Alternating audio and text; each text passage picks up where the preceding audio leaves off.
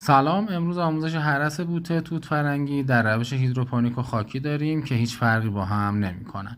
این اتفاق باید در طول دوره چندین بار انجام بشه. کندن برگ‌های پیر و دم میوه‌ها باعث میشه که از آلودگی‌ها و انرژی بوته برای این برگ‌ها جلوگیری بشه. حواستون رو باید جمع بکنین که برگ‌ها باید از غلاف جدا بشن و کاملا از طوقه جدا بشن و تعداد این برگ ها نباید بیشتر از 4-5 برگ در طول هر هرسی انجام بشه. کندن دم میوه ها هم خیلی مهمه چون باعث آلودگی بوته میشه و اونا رو باید حتما چه تازه چه خشک شده رو کاملا از بوته جدا بکنیم.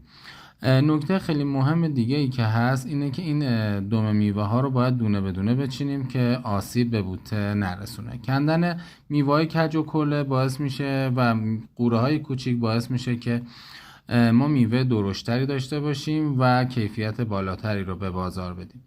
حذف برگ ها و جدا کردن، یعنی خارجش کردن برگ ها از گلخونه باعث میشه که آلودگی ها از گلخونه هم خارج بشه و اینم خروجی کار که مشاهده میکنید.